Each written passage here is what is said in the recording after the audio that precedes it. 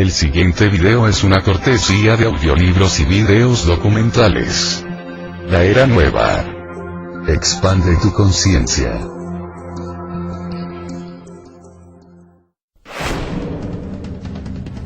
Existe en estos momentos una fraternidad mundial secreta que conspira para controlar el mundo. O peor aún, ¿está ya en marcha el plan aterrador? ¿Hay ya colocadas por todo el mundo armas destructoras para provocar una catástrofe? ¿Se puede detener?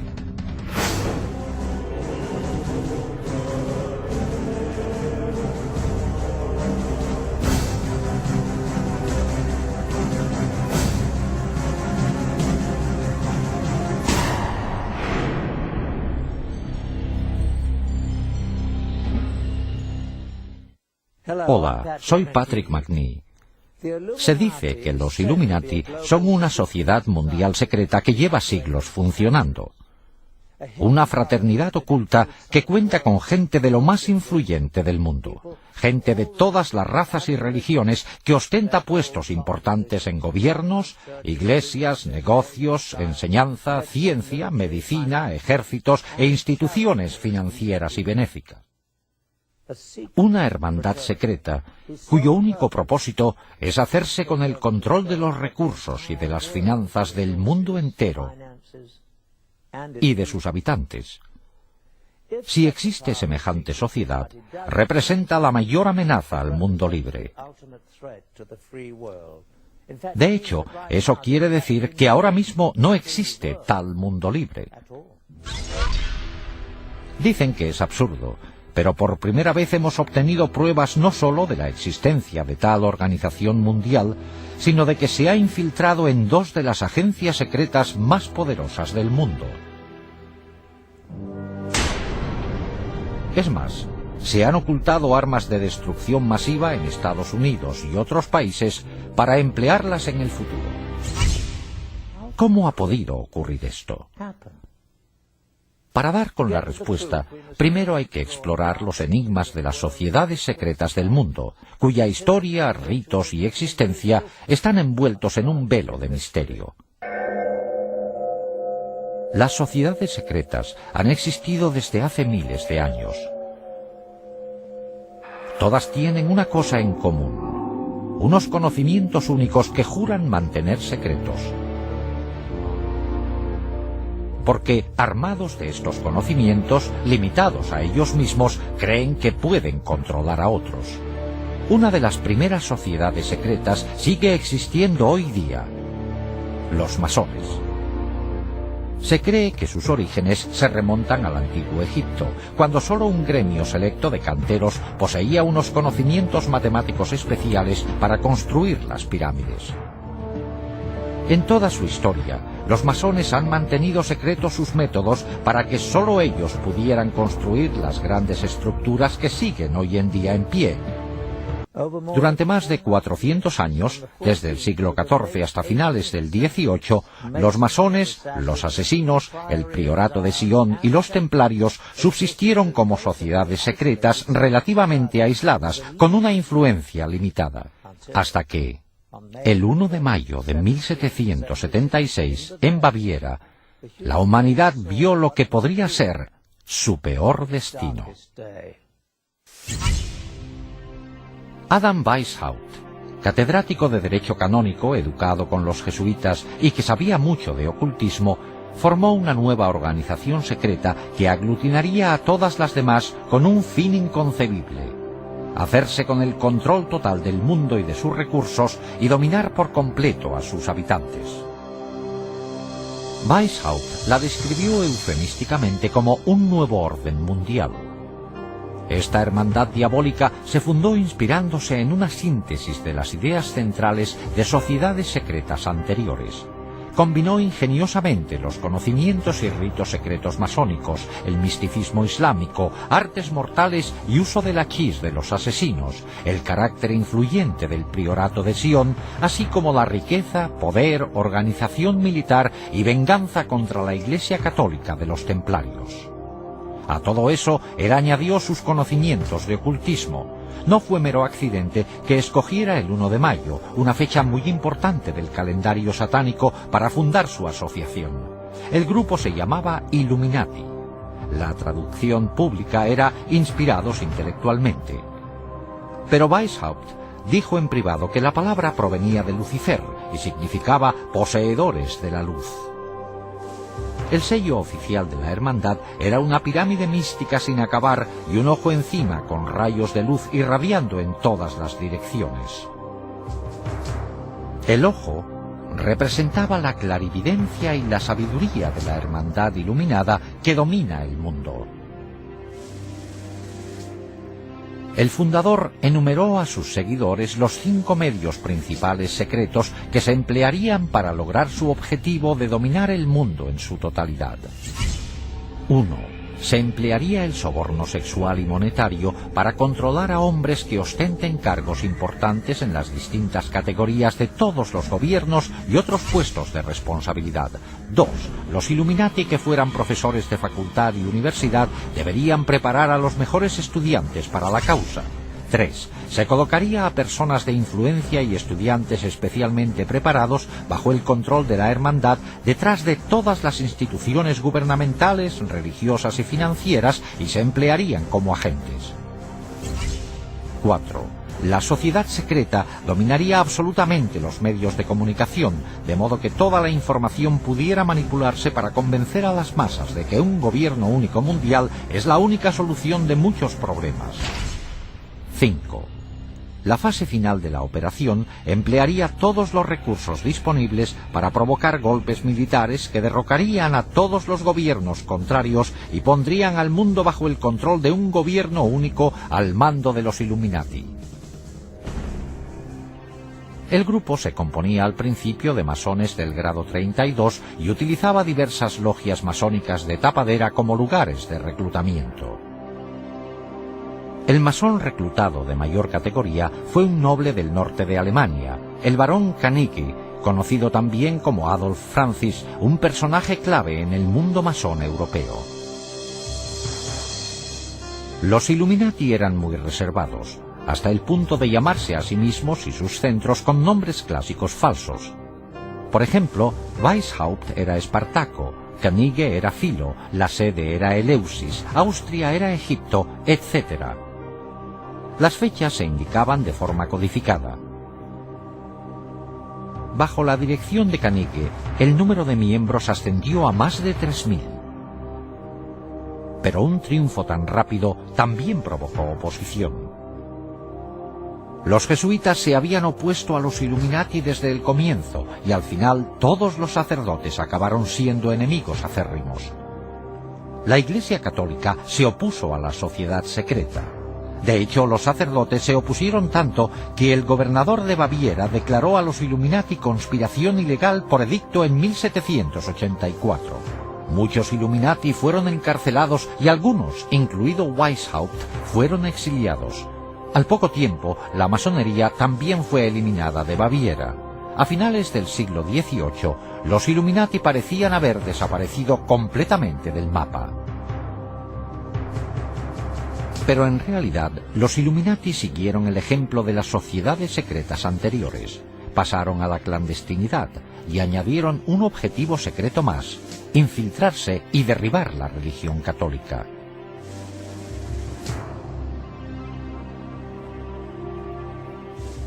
Al observar el mundo hoy día, ¿qué vemos de las sociedades secretas? Existen centros masónicos abiertos en todo el mundo como una organización importante. Los templarios subsisten hoy día como organización masónica de primera categoría en el rito masónico de York. Aún sigue siendo en parte un secreto lo que ocurre dentro de los centros masónicos. Quizás solo los miembros más importantes conozcan los ritos secretos, los objetivos y la venganza contra la Iglesia Católica. Los masones y los templarios han sabido integrarse muy bien en las sociedades más respetadas del mundo. En menor grado, los asesinos han aparecido en público de vez en cuando en la historia. A principios de la década de 1800 se les vio en la India bajo la dirección del Aga Khan, al que atribuían poderes divinos. A finales de esa década, el Aga Khan les llevó a Afganistán, donde mantuvieron una relación duradera con los británicos. Posteriormente, los descendientes del Aga Khan se infiltraron en la cultura occidental. Un ejemplo destacado fue cuando el príncipe Ali Aga Khan, nieto del Aga Khan II, se casó con la actriz norteamericana Rita Hayworth. ¿Han quedado los asesinos, como orden secreta homicida, relegados ya al pasado? Por el derramamiento de sangre actual a manos de extremistas islámicos, se diría que los asesinos siguen vivos y activos. El priorato de Sion también sigue en pie. De hecho, se piensa que varias figuras históricas ilustres han ejercido de grandes maestres del priorato y existen pruebas que lo confirman. En 1975 se descubrió algo en una biblioteca de París. Se encontraron unos pergaminos llamados Le Dossier Le Carré.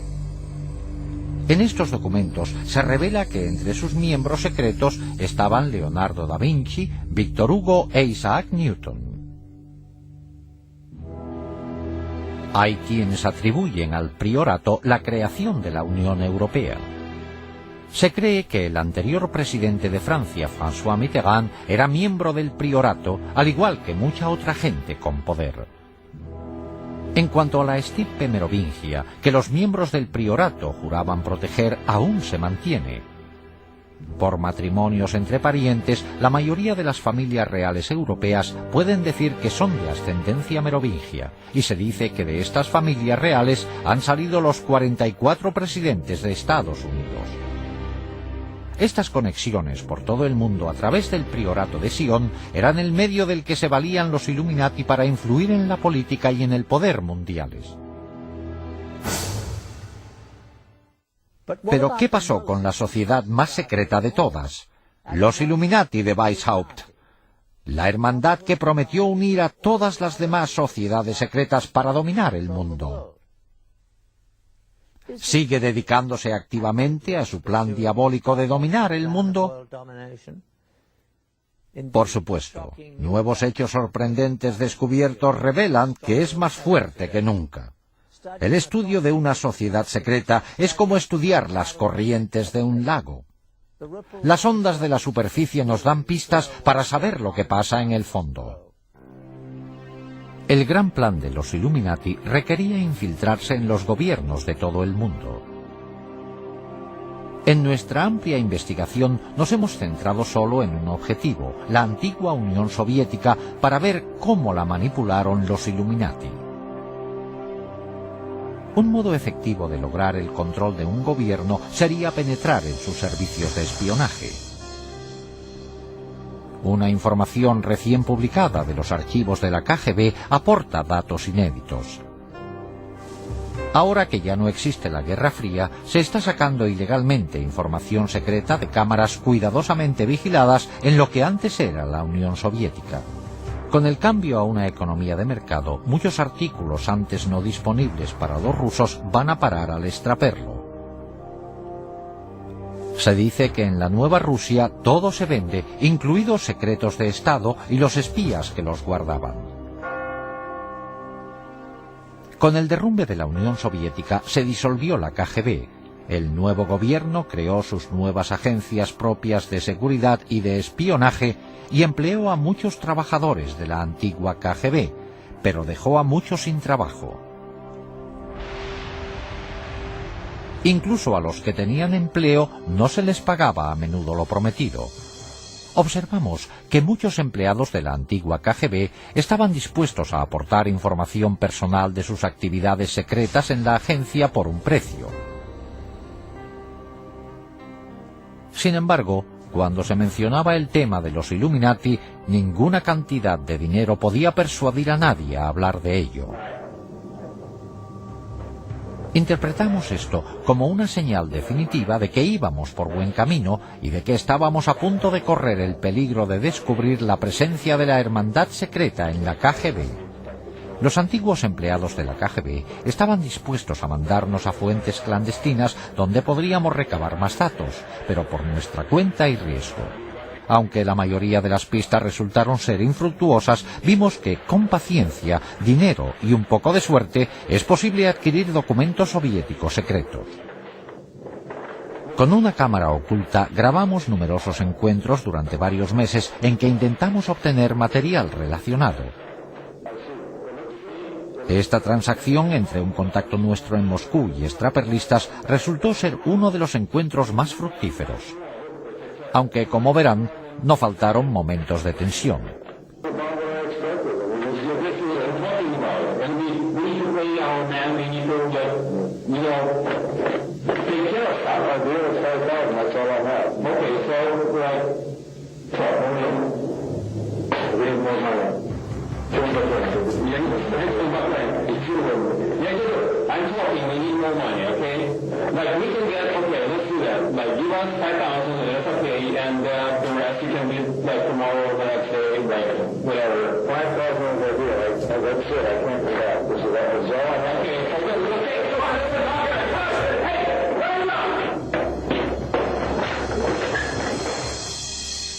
Cuando nos libramos al final de los extraperlistas, en algunos de estos documentos hallamos confirmación de la información más valiosa que nos habían contado los agentes de la antigua KGB.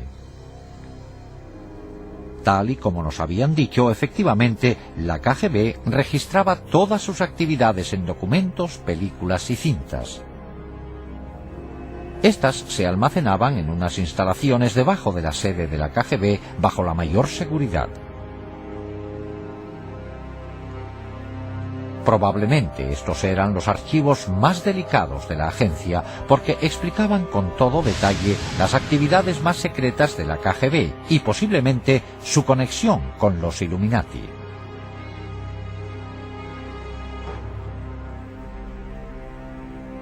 Los documentos que compramos en el mercado negro fueron todo un logro. No solo confirmaban que había más material revelador de la KGB, sino dónde se encontraba. Volvimos otra vez a las fuentes clandestinas, provistos ahora de esta nueva información. Creíamos que, al haber desaparecido la KGB, no existirían la mayoría de las defensas que protegían sus archivos. Alguien debe de tener el conocimiento y acceso para suministrárnoslos a un precio. En los 5 meses siguientes empleamos nuestras fuentes para intentar obtener estos archivos secretos de la KGB. Esta transacción entre un contacto nuestro en Moscú, un intérprete y un extraperlista fue todo un éxito.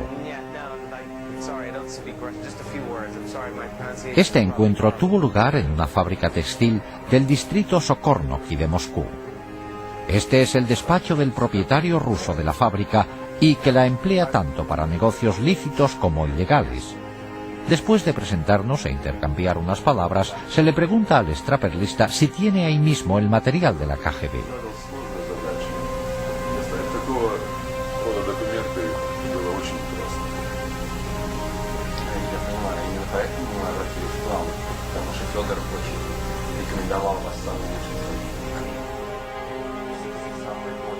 Se sacan de una caja fuerte los documentos relacionados con las películas y cintas que el extraperlista ha prometido entregar. Después de inspeccionar los documentos y verificar su autenticidad, la transacción se da por terminada.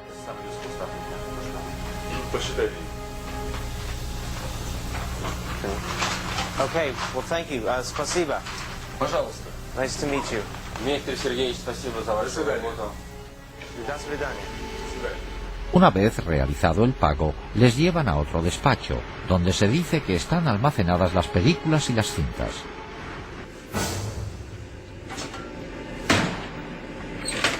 Y por fin, aparecen los documentos, cintas y películas que nos habían dicho.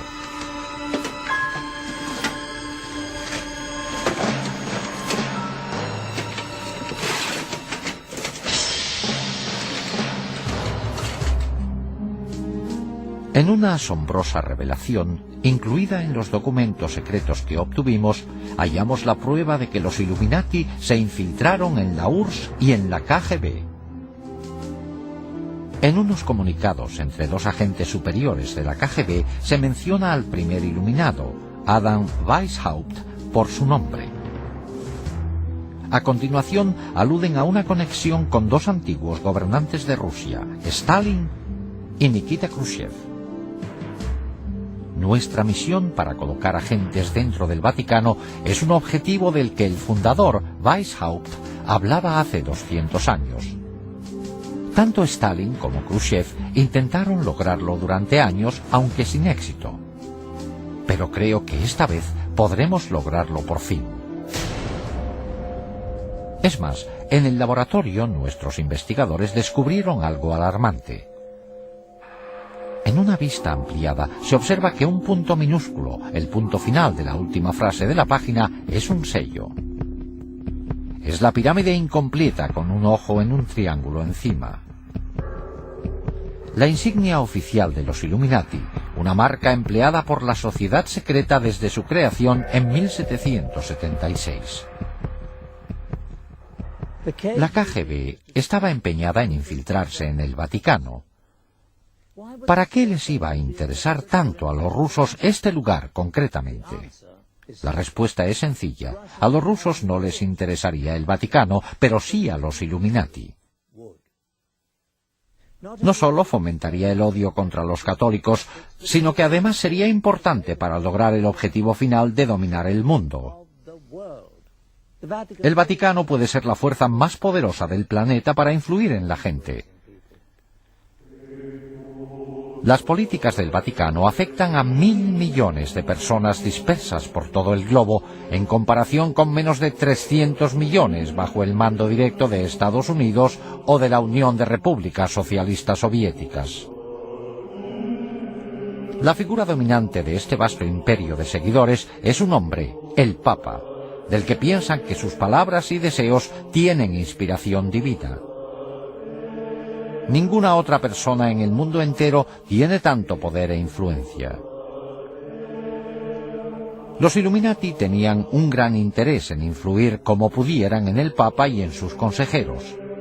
La KGB tenía un grupo de agentes destinados en Roma. Pero la ciudad del Vaticano es un mundo muy cerrado.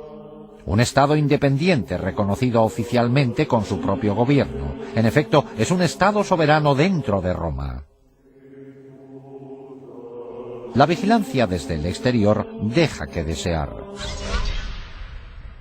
A partir de más documentos secretos de la KGB que hemos obtenido, sabemos que en 1972 los Illuminati, valiéndose de la gente que tenían en la KGB, formularon un plan drástico para destinar a un agente suyo dentro del Vaticano.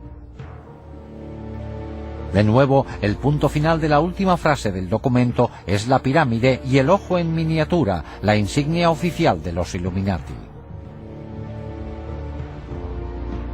Por fin, la hermandad secreta podría empezar a controlar la Iglesia Católica desde dentro. Enviaron a un agente al Vaticano haciéndose pasar por un sacerdote ucraniano expulsado de su país por los comunistas, por su retórica anticomunista. Enseguida le aceptó el clero proamericano del Vaticano. Tras unos meses logró su principal objetivo, ganarse la confianza del despacho del cardenal Villot, el secretario de Estado del Papa Pablo VI. En esta secuencia filmada que obtuvimos en exclusiva de la KGB, está a la derecha el agente haciendo de sacerdote.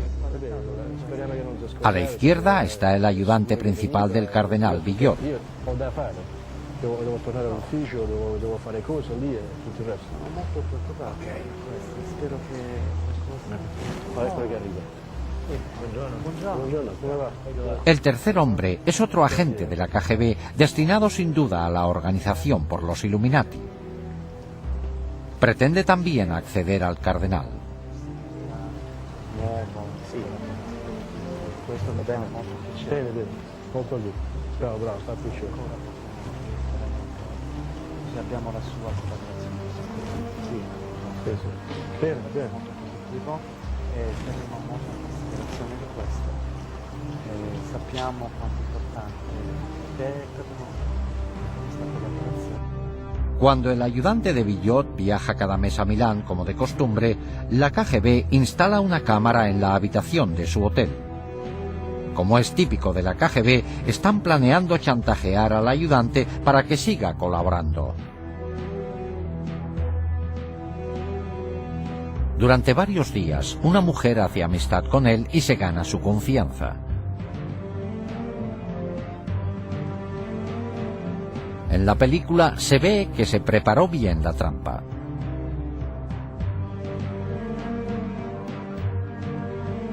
Una noche, la mujer va a la habitación de él para salir a cenar juntos.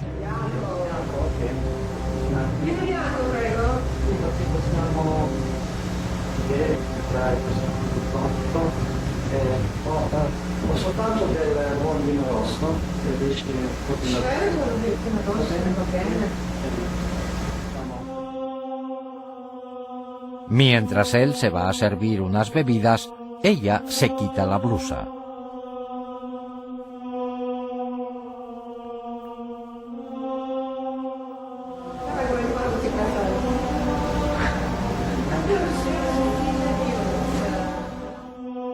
La película se corta de repente, pero independientemente del resultado del encuentro, el plano de este sacerdote con una mujer medio desnuda en su cuarto es suficientemente perjudicial como para garantizar la vigilancia de las actividades de Villot. Claro que, al poco tiempo, los agentes de la KGB al mando de los Illuminati empezarán a buscar modos de manipular al mismo Villot. Una vez logrado, estarán muy cerca del núcleo del catolicismo, el Papa Pablo VI. Pero al parecer, los Illuminati no se contentaban solo con ejercer influencia para controlar el Vaticano. A veces recurrían al homicidio. Durante la fundación de los Illuminati, varios oficiales han muerto en el Vaticano en circunstancias muy sospechosas, incluidos 3 papas. En cada caso, el momento de la muerte del oficial se calculó para que tuviera gran trascendencia política, la señal que indica que la hermandad secreta influye en la política mundial para su propio beneficio. En 1939, el Papa Pío XI iba a realizar una declaración condenando a los nazis y a los fascistas, grupos que cometían las barbaries que defendían los Illuminati. Pero antes de hacer la declaración en público, murió de repente. A un ayudante muy cercano, el cardenal Tisserand, le oyeron decir una y otra vez: «¡Le han asesinado! ¡Le han asesinado!». Se le embalsamó enseguida, lo que hizo imposible que se le practicara una autopsia. En 1978, posiblemente la hermandad secreta volvió a recurrir al asesinato para manipular al pontificado. El Papa Pablo VI murió de repente. Es cierto que estaba débil, pero el brusco empeoramiento de su condición les pareció demasiado oportuno a muchos observadores. Sin embargo, los Illuminati se llevaron una sorpresa que tal vez no se esperaban: un papa que les haría frente. Juan Pablo I. Poco después de asumir el cargo, el nuevo papa mostró una gran independencia. Juan Pablo parecía sentir un especial desagrado por la corrupción que había visto cundir en las finanzas del Vaticano. Mientras fue cardenal de Venecia, el Banco Católico Veneciano se vendió al Banco Vaticano por una cantidad muy inferior a la normal. Los beneficios acumulados por unos pocos superaron los 70 millones de dólares, pero las pérdidas de los venecianos fueron enormes. El clero veneciano incluso perdió sus fondos de pensiones. En la transacción intervinieron los banqueros Roberto Calvi, su asesor Sindona, y el director del Banco Vaticano, el obispo Marcinkus. Después de que a Juan Pablo se le nombró papa, los 3 seguían encargados de invertir gran parte del dinero de la Iglesia. En su nuevo cargo, el pontífice tenía el poder de investigarlos y sacar los hechos a la luz pública. En total, estuvo a punto de descubrir transacciones ilegales que ascendían casi a 1.000 millones de dólares. Esto asestaría un duro golpe a los Illuminati, que desde luego estaban detrás de las transacciones ilegales. El peligro para el Papa quedó claro un día en un encuentro privado entre Juan Pablo y un arzobispo ortodoxo ruso, Nikodym.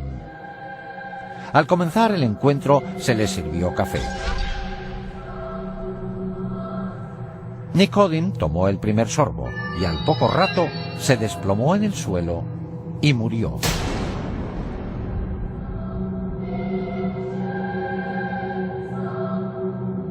La cara se le desfiguró con un gesto horrible, como retorciéndose del dolor.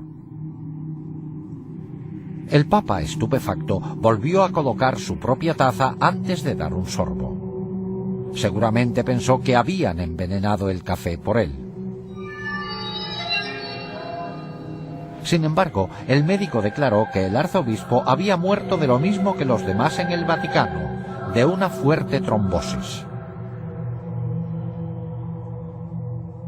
Todos los hechos relacionados con la misteriosa muerte del arzobispo ruso apuntaban a un intento de asesinato y encubrimiento.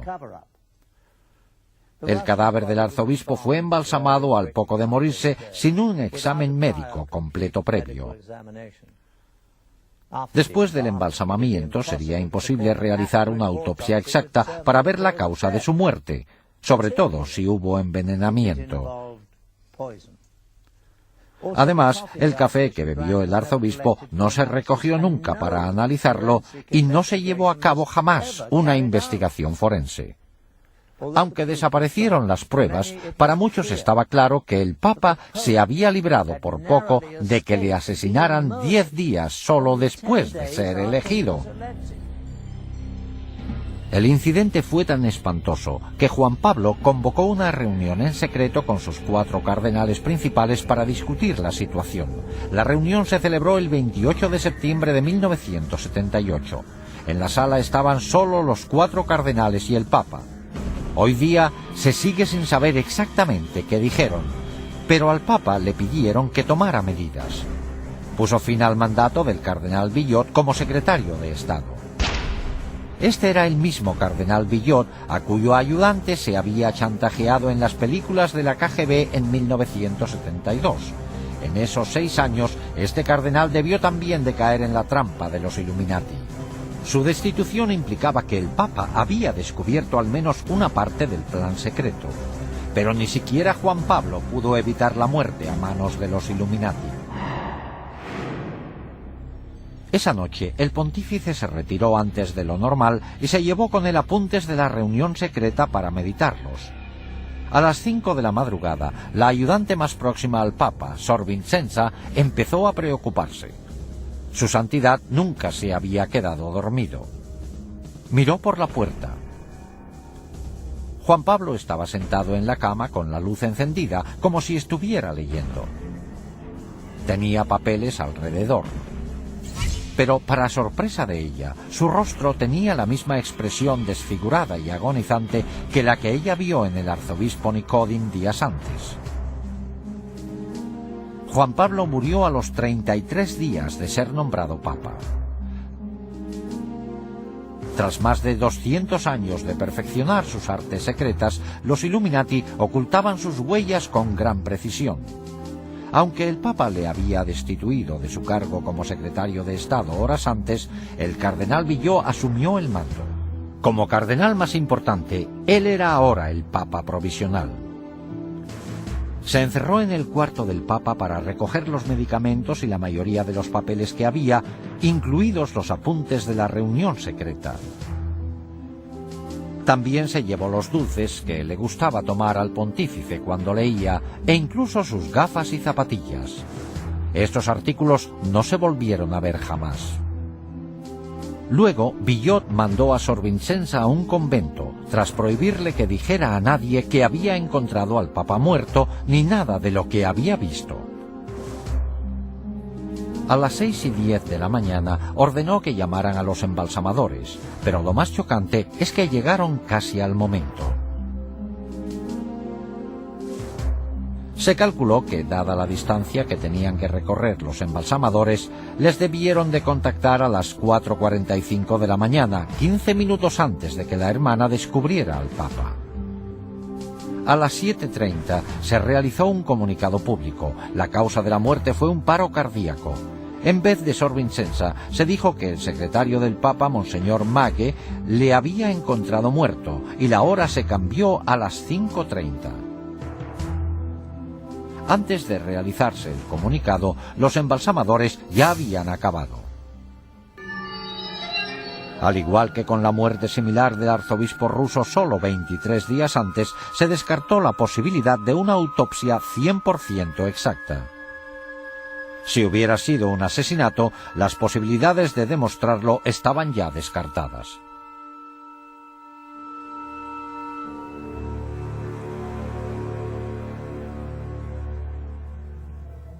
Diez días después del funeral de Juan Pablo, el cardenal Billot reunió al cónclave para nombrar a un sucesor. Este organismo electoral oficial se compone de 111 cardenales. Una vez a solas en la Capilla Sixtina, los cardenales invocan el poder del Espíritu Santo para que les guiara en su decisión. Pero en realidad, los principales candidatos a papa no se deciden en el cónclave a puerta cerrada. Estas decisiones se toman en los elegantes restaurantes de Roma, donde los cardenales con más poder se reúnen para comer juntos. Cuando los cardenales se reunieron en la Capilla Sixtina a puerta cerrada la mañana del domingo 15 de octubre de 1978, el cónclave se convirtió en un escenario de manipulación política en todos los sentidos. Desde promesas susurradas al oído entre los cardenales hasta discusiones acaloradas, la tensión aumentaba con cada votación. Después del octavo escrutinio, empezó a salir humo blanco por el Vaticano indicando que se había elegido a un nuevo papa. También indicaba una derrota total para la KGB y los Illuminati. El nuevo pontífice era un polaco anticomunista acérrimo, Juan Pablo II. Pero los Illuminati no se dan por vencidos fácilmente. El 13 de mayo de 1981, Mehmet Ali Achka, un hombre buscado en Turquía por asesinato, esperaba de pie entre la multitud a que pasara el Papa fuera de la Basílica del Vaticano. Según Ali Achka, Juan Pablo II salió del Vaticano en un vehículo blanco sobre las 5 de la tarde. Al pasar el Papa, Ali Achka sacó una pistola y le disparó 3 veces antes de que la gente lo tumbara. El Papa quedó herido de gravedad, pero se recuperó para continuar con el pontificado. Al principio, Ali Achka afirmó que había actuado a solas, pero los investigadores se convencieron de que una conspiración mucho mayor se había valido de este desequilibrado para cometer un asesinato. Al poco tiempo, Ali Achka confesó que el incidente fue parte de una conspiración búlgara de la KGB. Pero, por supuesto, Bulgaria y la URSS negaron estar implicadas. Cuando el tribunal le condenó a cadena perpetua, se mostró sorprendido de que se le dejara cargar con toda la responsabilidad a él solo. Entonces empezó a facilitar datos precisos de la conspiración a investigadores italianos y nombró a todos los implicados. El 25 de noviembre de 1982, Serge Ivanov Antonov, un empleado de la Aerolínea Nacional Búlgara, fue arrestado en Roma acusado de estar implicado en el intento de asesinato.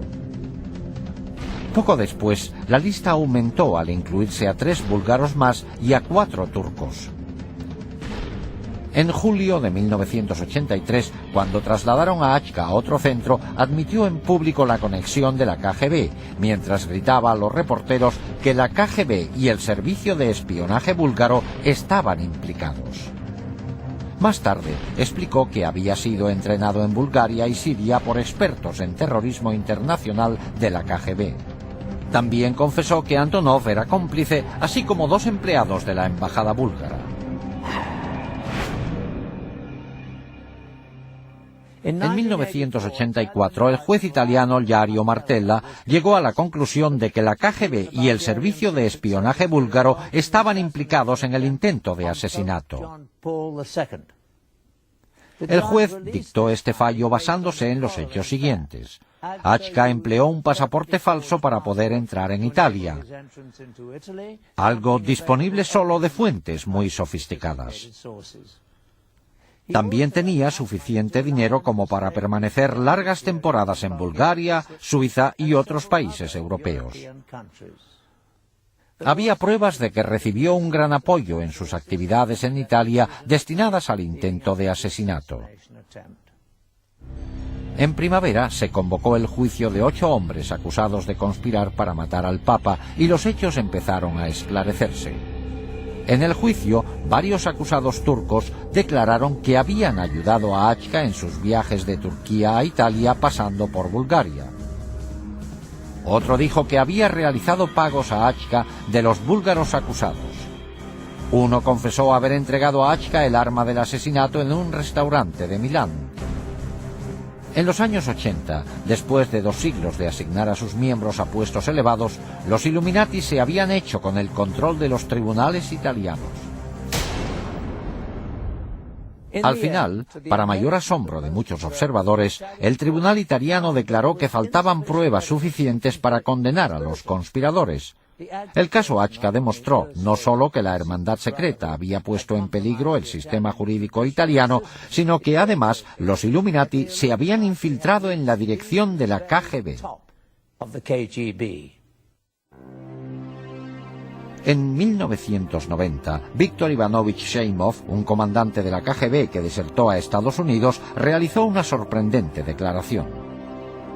Antes de huir de Rusia en 1980, recibió la orden de obtener toda la información posible de cómo poder acceder al Papa en persona. La orden fue firmada por Yuri Andropov, el entonces jefe de la KGB.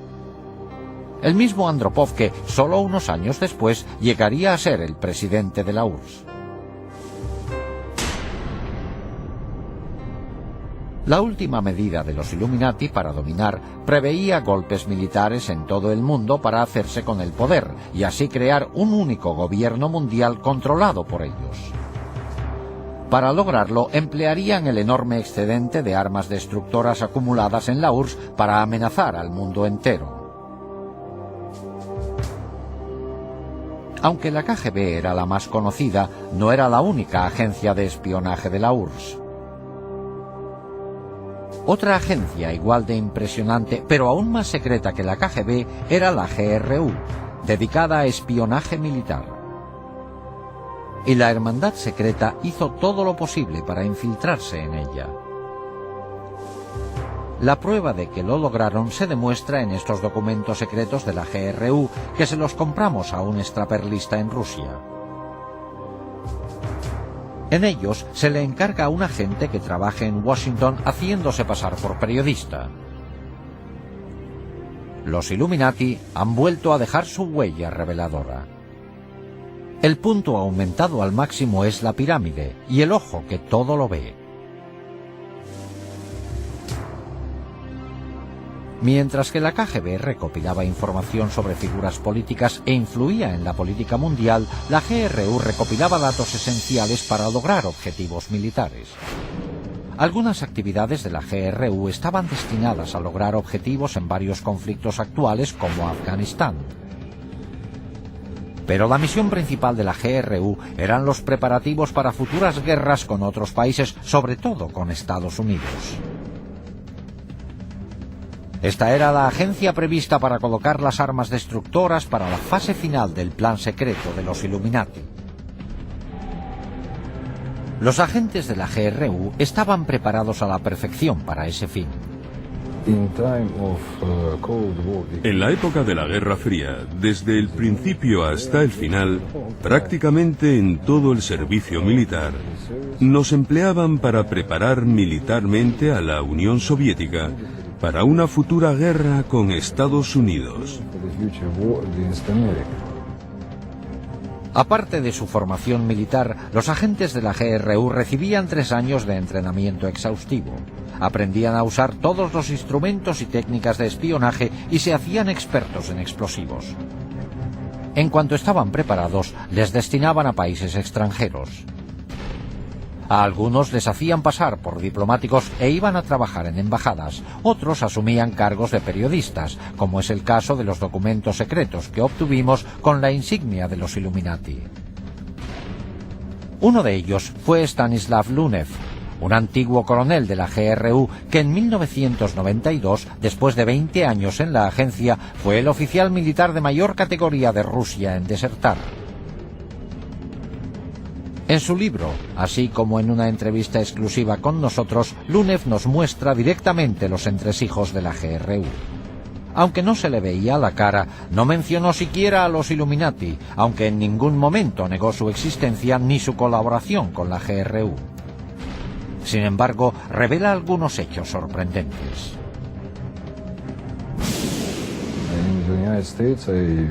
En Estados Unidos, trabajé en el sector operativo de Washington haciéndome pasar por corresponsal de la agencia de noticias TASS.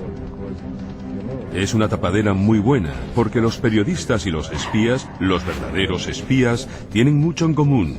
Los dos buscan noticias e información. Una vez asignados en su puesto, los agentes de la GRU tenían varios cometidos. Uno era ayudar a coordinar campañas terroristas para desestabilizar gobiernos hostiles. Oficiales de la GRU han revelado que durante la guerra del Vietnam, la agencia invirtió más de $1.000 millones en fomentar la campaña antibelicista en Estados Unidos. Esta habilidad para manipular los gobiernos era un arte que encaja perfectamente con los planes futuros de los Illuminati para derrocarlos. Otra faceta importante del trabajo de los agentes de la GRU era preparar el terreno para las fuerzas especiales rusas, los Spetsnaz. Estas tropas de élite al mando de la GRU penetrarían en los países para realizar sabotaje militar en caso necesario.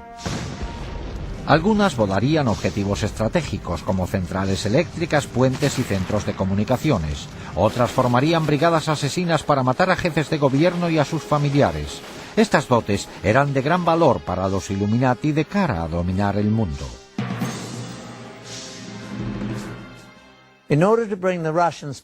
Para trasladar las fuerzas especiales rusas al extranjero cuando hiciera falta, la GRU tenía que cerciorarse de que tuvieran acceso para cruzar las fronteras. Para esto contaban con la KGB. La agencia era excelente para lograr entrar en países hostiles. Necesitaba poder destinar a sus espías de forma coherente para sonsacar información. La KGB a menudo recurría al sexo y al chantaje para lograr sus objetivos. En esta película tomada con cámara oculta, el hombre de la derecha es un agente de la KGB haciendo de cuervo, un hombre con la misión de seducir a alguien para espiar. Este cuervo está tentando a un guarda fronterizo mexicano.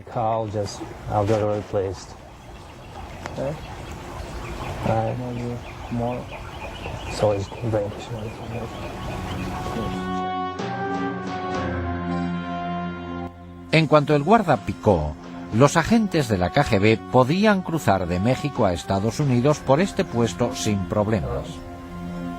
Esta información se pasaba a la GRU para que también pudiera hacer uso del acceso e introducir a agentes y a los Spetsnaz cuando se les llamara. So, will you call me?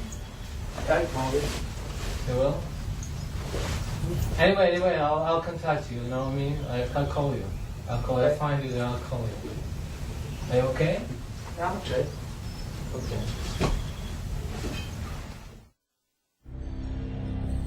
Para ejecutar el programa de caos mundial y golpes militares, la Hermandad Secreta se sirvió de la GRU para colocar por todo el mundo agentes clandestinos y armas destructoras. Estas armas permanecerían ocultas en lugares estratégicos hasta que hicieran falta. Cuando los Illuminati lo decidieran, los agentes saldrían a la luz y se emplearían las armas. Los comandantes de estas fuerzas de operaciones especiales son militares profesionales muy bien preparados y vendrán cuando se produzca un gran conflicto. Y necesitan sistemas armamentísticos muy especiales para destruir objetivos muy protegidos. O sea que dispondrán de armas nucleares, químicas, biológicas y de otros tipos. Las armas más temibles que se introdujeron ilegalmente fueron los dispositivos nucleares pequeños, que se conocen como bombas nucleares de maleta. Estas armas pueden transportarse fácilmente, pero tienen una potencia destructora enorme.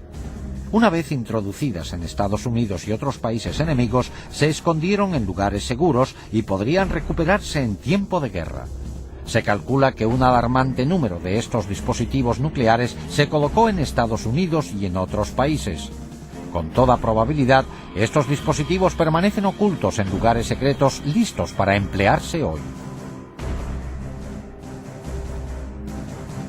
Gracias a los archivos de la KGB abiertos recientemente, hemos visto asombrados cómo los Illuminati han estado manipulando hasta ahora las instituciones mundiales como el Vaticano. Y hemos visto que se han colocado por todo el mundo armas destructoras. Nos hemos centrado solo en la conexión de Rusia con los Illuminati. Desde que Adam Weishaupt fundó la Sociedad Secreta en 1776, sus tentáculos se han extendido a muchas otras naciones del mundo. Incluso en Estados Unidos existen señales reveladoras. La más obvia se halla en el reverso del billete de $1. Se ven claramente la pirámide y el ojo, la insignia de los Illuminati, que se incluyó ahí en 1933 por orden del presidente Franklin D. Roosevelt. Debajo se lee en latín Novus Ordo Seclorum, que se traduce como Nuevo Orden Mundial.